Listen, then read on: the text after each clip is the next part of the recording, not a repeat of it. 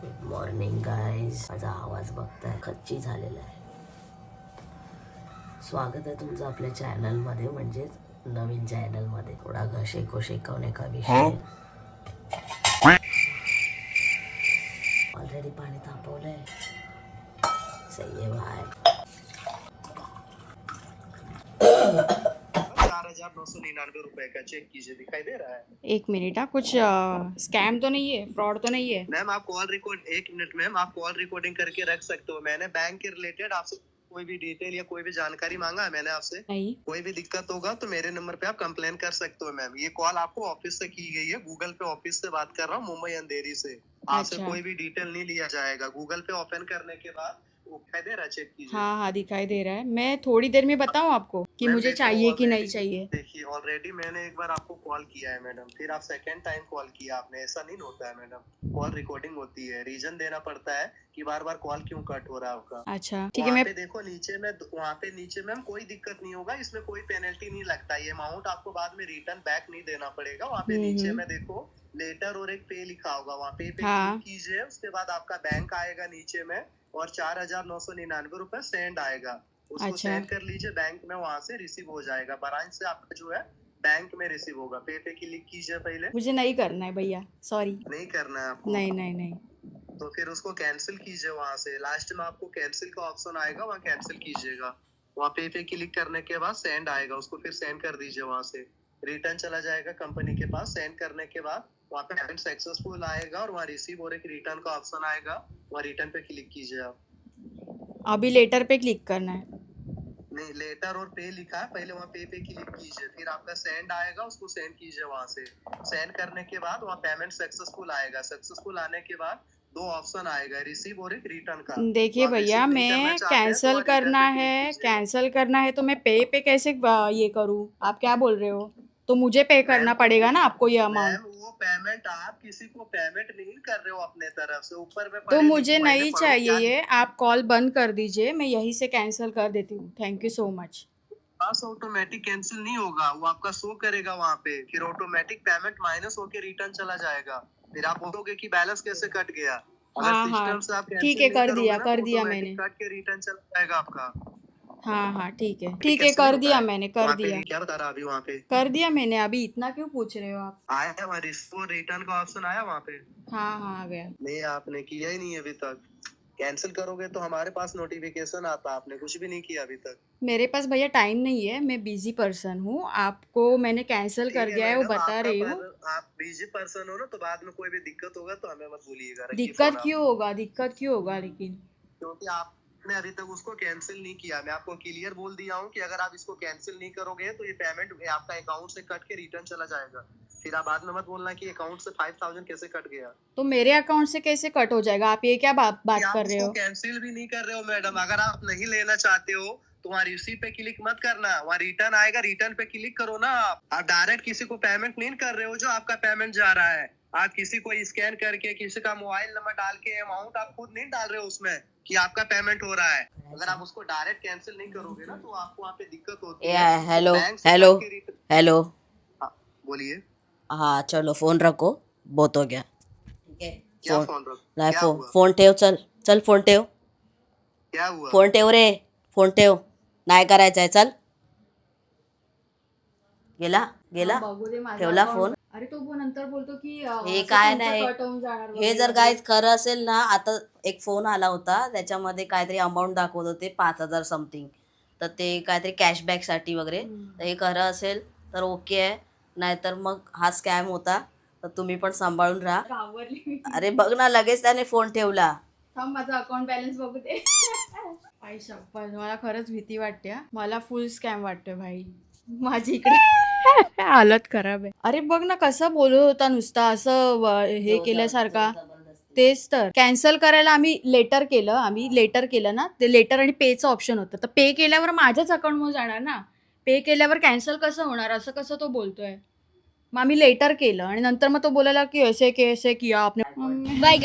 तर हा स्कॅम होता असं मला वाटतंय. हे तुम्हाला सांगण्यासाठी मी स्पेशली हे शूट घेतलेलं आहे. आणि आज माझी तब्येत बरी नाही आहे, थोडंसं ताप, कणकणी वाटते आणि खोकला हा जो खोकला आहे ना त्याला आमच्या घरी डांग्या खोकला म्हणतात. स्पेशली आमची मम्मी तिने ते नाव शोधून काढलेलं आहे, डांग्या खोकला. चलो दोस्तों, थोड़ा सा दवा पानी करके आते. हालत फटी गई से मेरे मम्मी को लगता है ये आजारी पड़ गया तो एक्स्ट्रा काम लग जाता है. ऐसा नहीं है भाई, हम लोग भी इंसान है, हाड़ा मांसाचं शरीर है हम लोग भी. कभी कभी तकलीफें होती है. अभी थंडी का मौसम चल रहा है, त्याच्यामध्ये काय खाल्लं असेल, ब्लडची डेट पण जवळच आहे.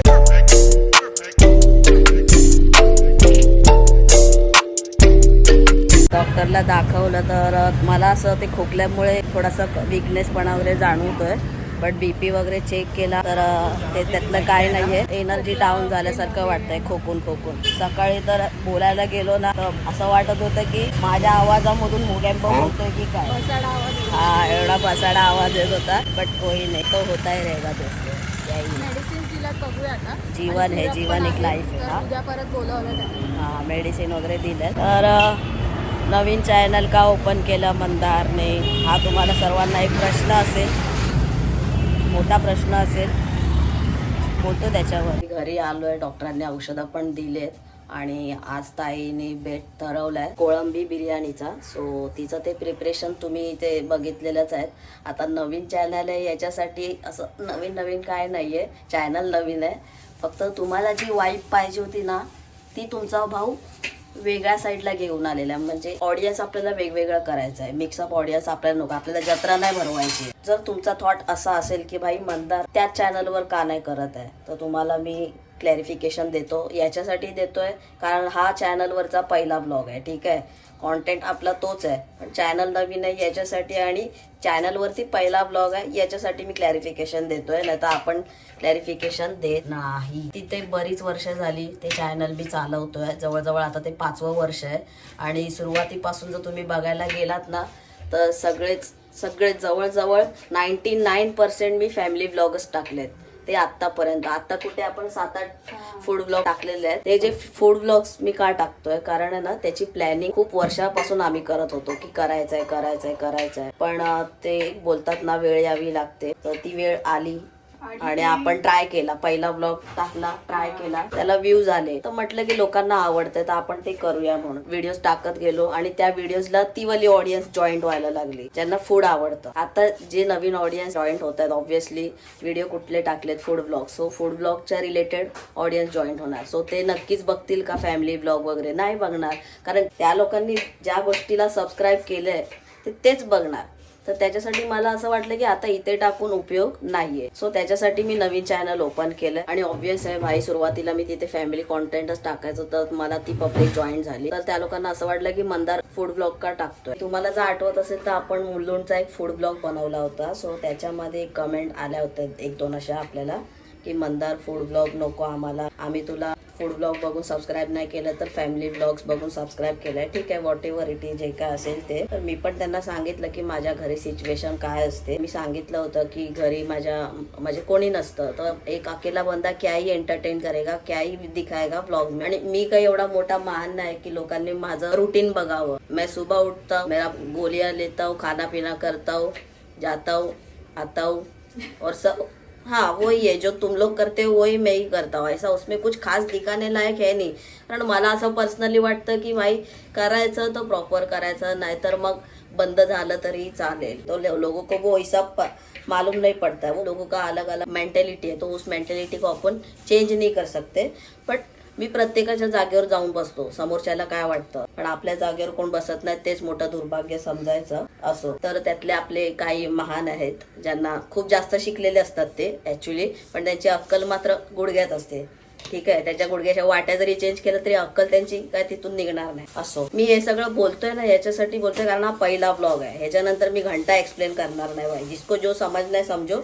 खूप काय बोलायचंय मला, बस अभी बहुत हो गया. तर मी ते उत्तर दिलं की बाई माझ्या घरी कोण नसतं, मम्मी सर्व्हिसला आहे, ताई तिच्या कामात असते, तिचं पण चॅनल ती सांभाळते, सगळं गोष्टी सांभाळून मी कुठे मैं किधर क्याही करेगा भाई. तो म्हणजे फॅमिली ब्लॉग बोलायला फॅमिली एकत्र हवी आहे त्याच्यामुळे Yes. म्हणून फॅमिली ब्लॉग जास्त नाही तर ते समजणाऱ्यांना समजू शकतं. त्याच्यासाठीच मी आज समजवतोय, पुन्हा नाही समजावू शकत. तो उसमें से एक महान व्यक्ती है, तो उन्होंने ऐसा मेसेज डाला हुआ है, कमेंट टाकली आहे. मग आतापर्यंत काय फूड ब्लॉग करत होतास का? एवढ्या टायमापासून हेच करतोय मी, फॅमिली ब्लॉग फॅमिली ब्लॉग सगळं तेच कॉन्टेंट टाकतोय गेली 4-4.5 वर्ष. तर ते ज्यांना बघायचे असतील त्यांनी ते जुने ब्लॉग बघा, मग कळेल किती स्ट्रगल केलेलं आहे आणि कशा पद्धतीमध्ये केलेलं आहे. मग त्यांनी मेसेज असा केलाय, मग आतापर्यंत काय फूड ब्लॉग करत होतास, होम ब्लॉग करत होतास ना, मग आता फक्त व्ह्यूज आणि पैशासाठी कारण देतो आहेस, घरी कोण नसतं म्हणून. ठीक आहे, मी बोललो यांच्या आकला गुडघ्यात असतात तर ते बरोबरच आहे, त्यातलीच एक जमात आहे असं बोलू शकतो. तर आता इथे पैशाचं नाव काढलेलं आहे, ठीक आहे, व्ह्यूजचं नाव काढलेलं आहे. भाई साहब, जहाँ तक मैंने सुना है लोग यूट्यूब पे पैसा कमाने ही आते, इतना किसी के पास टाइम है नहीं जो टाइम वेस्ट करे. टाइम पास कुत्ते करते, इंसान तो टाइम पास करता है नहीं. भिखारी भी भीख मांगता है, वो क्या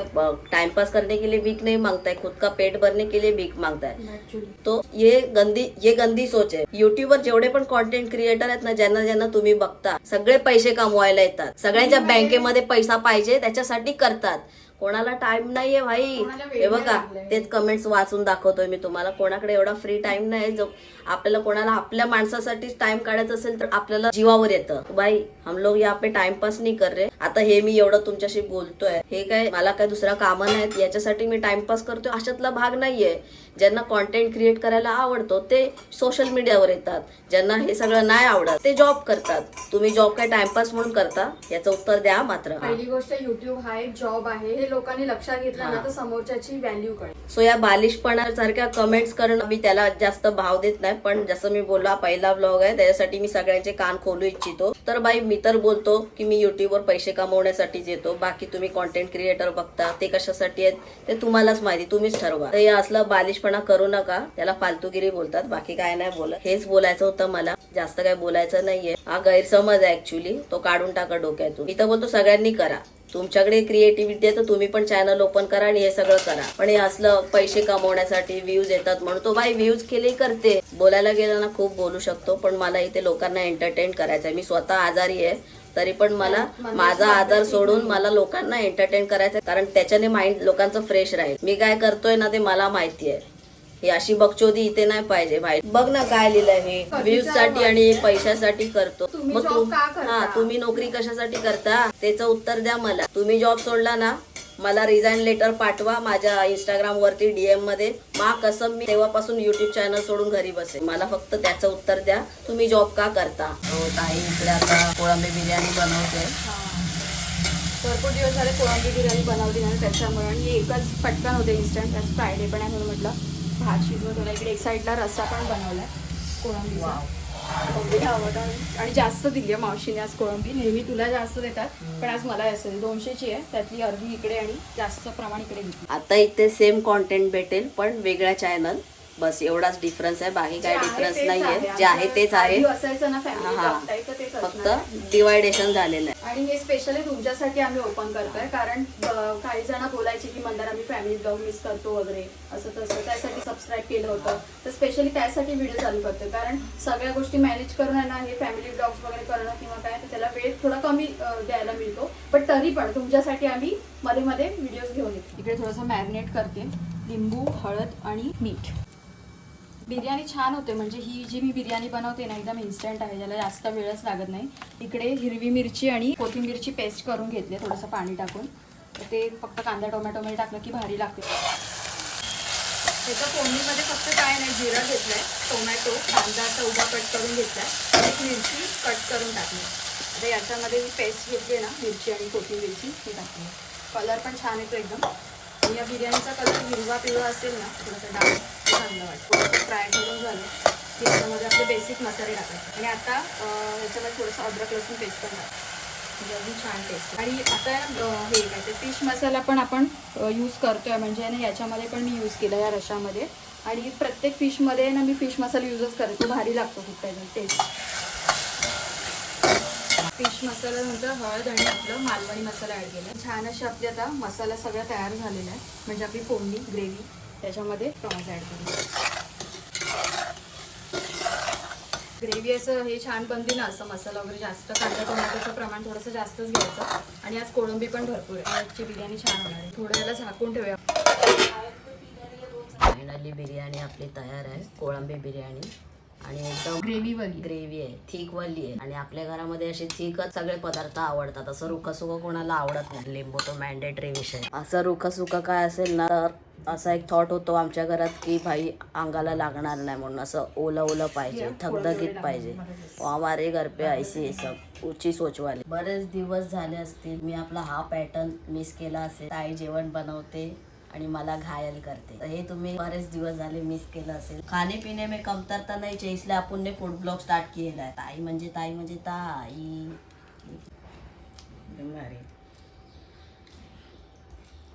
का मी म्हणजे मला कळत नाही, कोणत्या पद्धतीत मी व्यक्त होऊ मला कळत नाही. ऑलरेडी तुम्ही बऱ्याच साऱ्या पद्धती बघितलेल्या आहेत आपल्या त्या सुरुवातीच्या चॅनलवर. आता मी सारखं नवीन चॅनल करणार नाही, ते आजच्या पुरतंच आहे.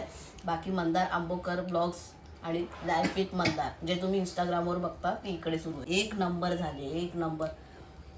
ऑलरेडी त्याच्यामध्ये आंबटपणा आहेच, तिखट पण आहे, प्लस लिंबू पिळला तर अजून तबाही. हा बच्ची डायलॉग बाजी बोलते. एक नंबर बाई, एक मम्मीला पण खूप आवडले. खूप आवडले. म्हणजे लिटरली चुकून माकून जर आपण स्टॉल चालू केला किंवा एखादं छोटंसं काय बोलतात फूड ट्रक चालू केला ना, ताई मीरा भाईंदरची फूड क्वीन होईल. हा फूड क्वीन मा कसम, एक नंबर. विषय हार्ड. ही बिर्याणी आहे ना, माझी पर्सनली इच्छा आहे तुम्ही कधीतरी ताईच्या हातची खावी. टू गुड भाई. थँक्यू.